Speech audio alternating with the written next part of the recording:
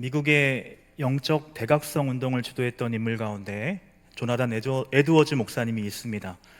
우리 2000년의 기독교 역사 가운데 참으로 위대한 영적 거장 중에 한 명으로 평가되는 그런 분인데요. 이분이 쓴 책 가운데 신앙 감정론이라는 책이 있습니다. 이 책에서 에드워즈 목사님은 내 신앙이 진짜인지 아니면 가짜인지 그것을 확인할 수 있는 참 신앙의 표지에 대해서 말씀하시는데, 성령께서 내주하시는 참 신앙의 표지 중 하나로 균형 잡힌 신앙에 대해서 말을 합니다. 좌우로 또는 양극단으로 치우치는 신앙이 아니라 조화롭게 균형 잡힌 신앙을 갖는 것, 이게 참 신앙을 가지고 있다는 증거가 된다는 것입니다. 서두에 왜 이런 말씀을 드리느냐, 오늘 이 시간 우리가 함께 생각해 볼 고난의 문제, 이 고통의 문제를 바라보는 관점 또한 이 양극단이 존재한다는 것입니다. 예수님께서 우리의 모든 죄의 짐을 다 짊어지셨고, 심지어 예수님은 내가 져야 할 십자가까지도 다 지셨다. 그래서 이제 나는 예수님께서 주신 행복을 영위하며 살면 된다. 이게 번영신학이죠. 이것이 고난의 문제를 바라보는 한쪽 극단에 있는 신학이고, 저 다른 한편의 반대편의 극단에는 현세의 삶이란 그저 괴로운 인생길이고 고난의 길이며 십자가의 길일 뿐이다. 이렇게 한없이 현세에 대한 염세주의적, 비관주의적인 관점도 존재합니다. 우리의 과제는 이렇게 양극단으로 치우치지 않고 균형 잡힌 시각으로 고난의 문제를 바라보는 거예요. 새벽 예배 시간에 우리는 시편 말씀을 함께 나누고 있습니다. 시편이란 책이 우리가 잘 아시는 대로 시가서로 분류되는 책인데요. 시가서는 총 5권이 있죠. 욥기, 시편, 잠언, 전도서, 아가서, 이 5권이 시가서로 분류를 합니다. 시가서 또는 지혜 문서라고 하는 이 장르에 대한 가장 쉬운 설명은 하나님의 말씀, 그 언약을 지켜 복받은 사람들이 지은 시와 찬미와 신령한 노래, 또 지혜라는 거예요. 그러니까 우리가 구약 성경을 이해할 때 이 토라라고 하는 율법을 중심으로 이 구약의 상관관계를 설명할 수 있는데요. 율법을 어기고 지키지 않은 사람들에게 향하여서 쓴 책이 무엇입니까? 예언서죠.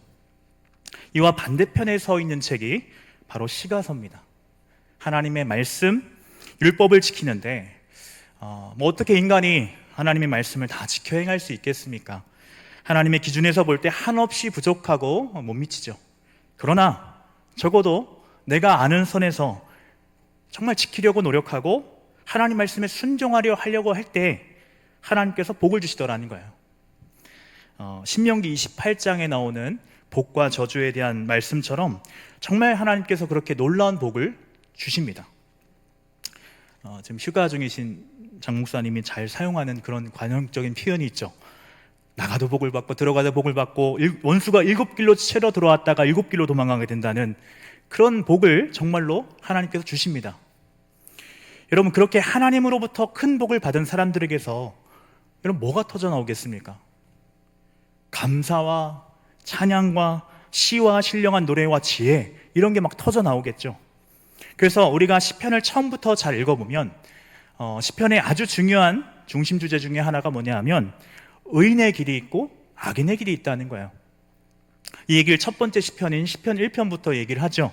복 있는 사람은, 즉 의인의 길은 시냇가에 심은 나무처럼 형통할 것이지만 악인은 심판을 견디지 못하고 망할 것이다. 이렇게 의인과 악인의 삶에 대한 대조가 시편의 중심 주제이기도 합니다. 그래서 우리가 이 시편을 중심으로 고난의 문제를 생각을 해보면 아마 오늘날 시험 받을 분들이 참 많지 않겠나 하는 생각을 합니다. 시편 신학의 관점에서 고난은 악에 대한 하나님의 보응이기 때문입니다.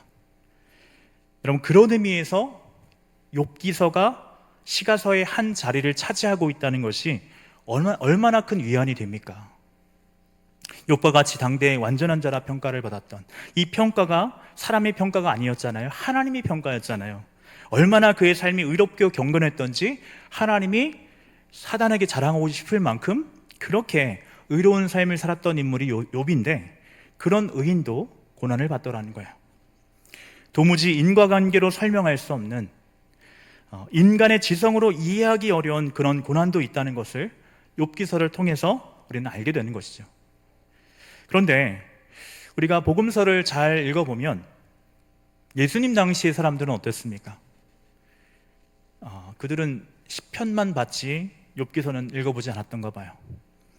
이들은요, 잘됨, 형통은 하나님의 축복이지만 질병, 고난은 하나님의 저주로 생각을 했습니다.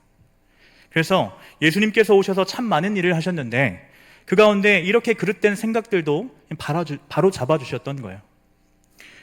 문제는 오늘날에도 꼭 이런 식으로 이렇게 이분법적으로 생각을 하는 분들이 의외로 많이 있다는 겁니다. 잘 되면 축복이고 안 되면 하나님의 저주, 심판, 하여간 뭐가 문제가 있는, 예수 잘 믿고 충성 봉사하면 하나님께서 복을 주시고 교회에서 봉사도 안 하고 교회도 종종 빠지고 그러면 하나님께서 몽둥이 들고 계시는, 그렇게 생각하는 분들이 꽤 있습니다. 물론 하나님은 우리가 잘 되기를 원하십니다. 내세의 축복만이 아니라 현세에서도 우리 모두 복 받기를 원하십니다. 왜냐하면 하나님이 우리의 아버지시잖아요. 맞습니까? 하나님은 자신의 사랑하는 자녀들이 정말 행복하기를 원하십니다. 하나님은 언제나 우리에게 복 주시기를 원하시고, 그래서 하나님은 정말 복 주고 쉬고 싶어서 안달이 나신 그런 분이세요. 그런데 문제는 뭘까요? 왜 내게 복은 고사하고 고난만 찾아오는 것일까요? 하나님께서 만복의 근원 되시는 분이시라면서 왜 내겐 그렇게 축복에 인색한 것일까? 대체 왜 그러신 걸까요? 먼저 말씀드릴 것은 우리 모두는 죄된 본성을 지니고 있다는 거예요. 이게 아주 근원적인 문제라는 겁니다. 여러분, 솔로몬을 한번 생각해 보시기를 바랍니다. 잘 아시는 대로 다윗과 함께 솔로몬이 시가서의 많은 분량을 썼는데요, 솔로몬 하면 뭐가 떠오르십니까? 지혜가 떠오르죠. 그렇죠? 지혜의 왕이었어요. 솔로몬의 지혜라고 하는 것은 전무후무한 지혜였습니다. 오고 오는 세대에 너와 같이 지혜로운 자가 이후에 없을 거다 할 정도로 하나님께서 이렇게 말씀하셨으니까 인류 역사상 가장 지혜로웠던 인물이 이 솔로몬이에요. 그런데 그런 지혜를 가진 사람이 타락을 해요. 우리가 잘 아는 대로 솔로몬이 젊어서 참 잘했죠. 하나님 제게 듣는 마음을 주셔서 이 하나님의 나라에 억울하고 원통한 백성이 없도록, 백성들을 잘 다스리고 재판할 수 있도록 하나님 제게 지혜를 주십시오. 여러분, 제가 하나님이라도 솔로몬에게 복을 줄 것 같아요. 이 마음이 얼마나 가상합니까? 얼마나 이쁩니까? 그래서 하나님께서 구하지 않은 것까지 다 줬다는 거예요. 그런데 타락을 했다는 거예요. 하나님께서 보실 때도 너무나 안타까웠나 봐요. 한 2번, 3번 성경을 잘 읽어보니까 2번, 3번 찾아오셔서 알려줬다는 거예요. 너 그렇게 하면 안 돼. 너 지금 잘못하고 있는 거야. 이렇게 하나님께서 직접 찾아오셔서 친히 알려주셨는데, 그런데도 그 강팍한 마음을 고쳐먹지 않고 그릇된 길로 가서 결국 솔로몬이 이방 나라의 모든 우상들을 다 수입해 온 거 아닙니까? 마음이 하나님을 떠났다는 거예요. 우리가 이걸 어떻게 이해를 하면 좋을까요? 잘 아시는 대로 솔로몬이 이런 말을 남겼습니다. 잠언 1장 7절 말씀인데 우리 같이 한번 읽어볼까요? 시작. 여호와를 경외하는 것이 지식의 근본이거늘 미련한 자는 지혜와 훈계를 멸시하느니라. 아멘. 여호와를 경외하는 것이 지식의 근본이다. 이 말 누가 했다고요? 솔로몬이 했습니다. 이걸 누구보다 잘 아는 사람이 솔로몬인데 어떻게 그런 자가 타락할 수 있을까요? 어떻게 하나님을 버릴 수 있냐는 겁니다. 그게 모르는 게 아니잖아요. 누구보다 잘 알아요. 아는데 그릇된 길로 갔다는 거예요. 그가 타락한 길로 가게 된 이유는 제가 볼 때 딱 하나라고 봅니다. 환경의 문제입니다. 그가 누린 부귀, 영화, 명예, 권세, 그 무엇 하나 부족함이 없는 모든 것을 누린 사람이 솔로몬입니다. 이 풍요함이 가져다주는 안락함에 푹 빠져 살다 보니까 그의 자리와 본분을 망각하게 된 거예요. 부요함이라고 하는 먹구름이 그의 총명을 가리워버린 것입니다. 그래서 여러분, 소위 축복이라고 하는 세상의 성공, 번영, 출세, 이게 신앙적으로 볼 때 이게 정말 축복일까? 저는 그 생각을 참 많이 합니다. 신명기 8장을 읽어보면 늘 하나님께서 염려하시고 걱정하시는 것이 우리가 등 따뜻하고 배가 불러서 내 하나님 여호와를 잊어버릴까? 내가 그게 걱정이라는 거예요. 여러분들은 다 자리에 이렇게 앉아 계시지만 저만 이렇게 강단에 서 있는데요. 여러분 서 있으면 어떻습니까? 앉고 싶죠? 오래 서 있으면 앉고 싶습니다. 또 앉으면 어떻습니까? 눕고 싶죠? 이게 사람의 마음이에요. 여러분 하는 것마다 잘 되고 성공하고 그렇게 승승장구하면 이 모든 것이 하나님의 은혜입니다 하면서 더 감사하고 하나님 더 잘 섬기고 그럴 것 같죠? 그렇지 않다는 거예요. 그걸 누구보다 하나님 잘 아세요. 이와 같은 맥락에서 여러분 우리가요 죽음이 있으니까 하나님을 찾는 것이고, 나이가 들어 병들고 힘이 빠지고 부족함, 연약함이 갈수록 생기니까 하나님을 의지하는 것이지, 늘 이팔 청춘이고 늙지 않고 젊음을 영위한다 생각을 해보세요. 과연 하나님을 찾을까요?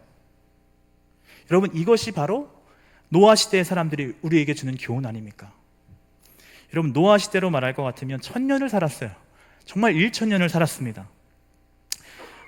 우리처럼 40, 50대만 되면 몸에 이상이 생겨서 60대가 되면 병원을 느끼고 살아야 되고, 여러분 오늘 아무리 의학이 발전했다 하더라도 그저 생명을 연명시키는 수준인 것 같아요. 정말 젊음을 유지한 채 팔팔한 채 그렇게 80, 90, 100세를 사시는 분들이 얼마나 있을까요? 그런데 노아 시대에 1000년을 사는데 정말 젊음을 유지하면서 건강을 유지하면서 1000년을 사는 거예요. 문제가 뭘까요? 한 세대 만에 온 세상이 죄악으로 관영되었다는 거예요. 하나님께서 보실 때 사람 지으심을 한탄하실 만큼, 후회하실 만큼 그렇게 한 세대 만에 악한 세상이 되어버리더라는 겁니다. 그래서 이 자리에 우리 어르신들도 많이 계시는데, 나이를 먹고 늙어간다는 거, 늙어가면서 힘이 빠지고 아프고 연약함이 생기는 거, 이게 사실 은혜라는 것입니다. 그로 인해 하나님을 더 바라보게 된 거 아닙니까? 하나님을 더 의지하게 된 거 아니에요? 나의 약함이 더욱 천국 본향을 사모하게 된 거 아닙니까? 그래서 우리가 고난의 문제를 생각할 때 먼저 꼭 잊지 말아야 할 것은 하나님은 분명 선하시다는 거예요. 맞습니까? 하나님은 분명히 선하세요. 그리고 그 선하신 하나님의 생각은 늘 옳다는 것입니다.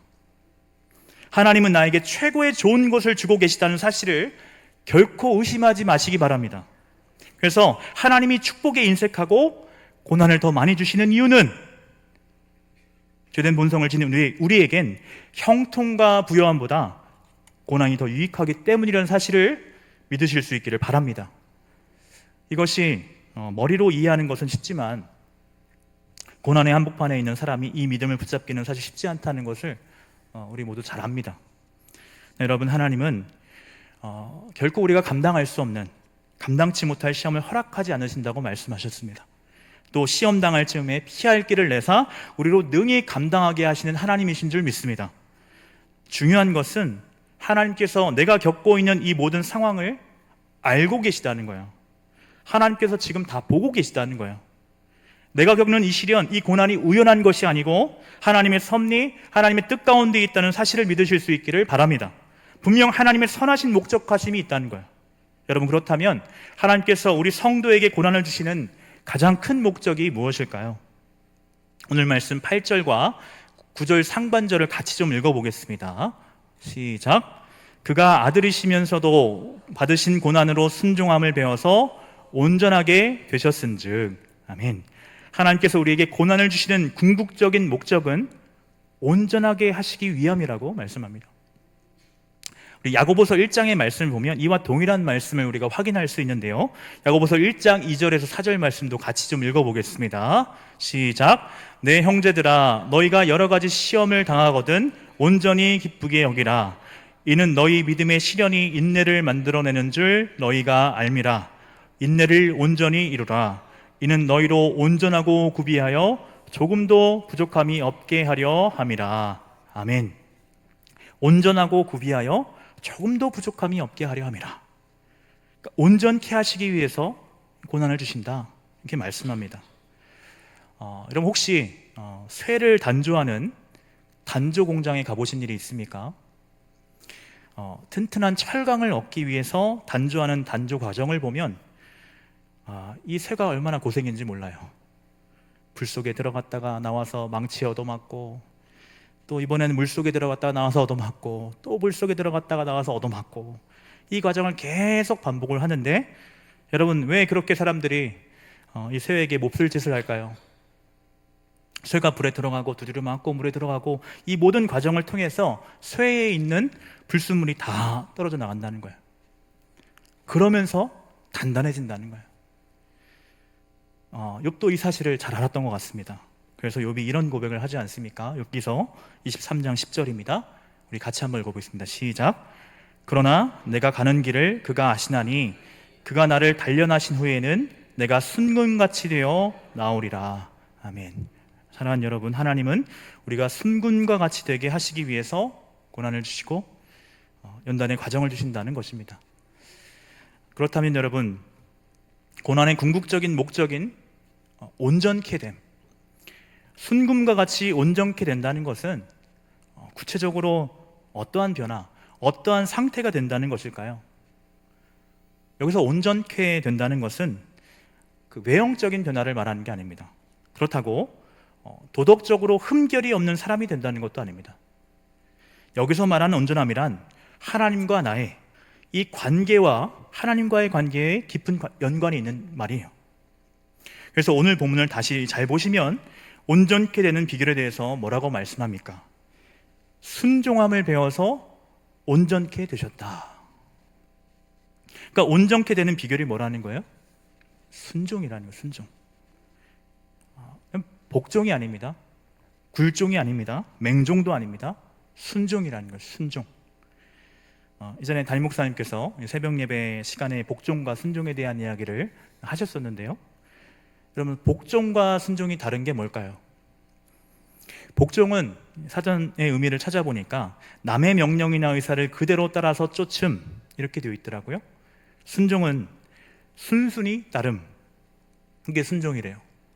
그러니까 복종과 순종은 다 같이 따른다는 의미를 갖고 있지만, 복종은 자신의 의사와는 관계없이 남의 명령에 따르는 것이고, 순종은 자의적으로 순순히 따른다는 점에서 다릅니다.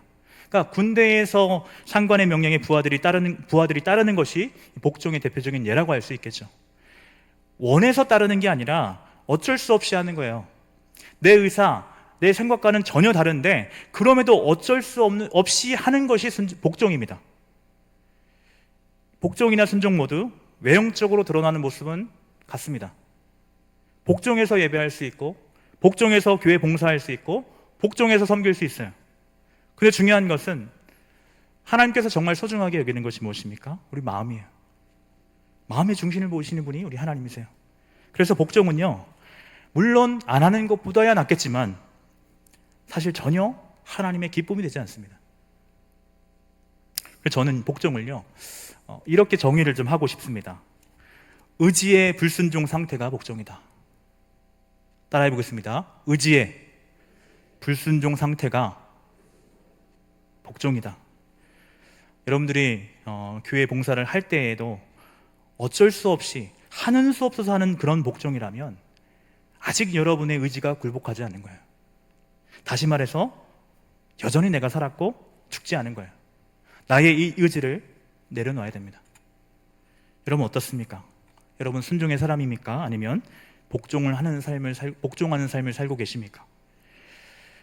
사랑하는 여러분, 왜 순종이 온전케 되는 비결이 될까요? 우리가 하나님께서 내게 무엇을 요구하시든 정말 기꺼이 즐거운 마음으로 그 짐을 지고 순종할 수 있는 것, 그 순종을 가능케 하는 것은 하나님의 놀라운 사랑을 깊이 경험한 사람만이 이게 가능해요. 자신의 독생자까지 아끼지 않으신 그 주님의 사랑을 깊이 누리고 경험한 사람은 그 또한 하나님을 진실로 사랑합니다. 여러분, 같은 곳을 바라보는 것이 사랑이라고 하죠. 하나님을 사랑하는 사람은 하나님의 마음을 알아요. 무엇을 하나님께서 정말 원하고 바라시는지 그걸 아는 사람은 자신을 깨뜨려서라도 그것을 이루고자 합니다. 왜냐하면 하나님께서 우리에게 그리하셨던 것처럼 사랑은 자신을 깨뜨리는 것이니까요. 그래서 온전케 되는 비결이 순종인 이유는 내가 기꺼이 즐거운 마음으로 하나님께 순종한다는 것은 내가 이만큼 하나님을 사랑한다는 증거가 되기 때문입니다. 사랑보다 더 소중하고 더 큰 것은 없기 때문이죠.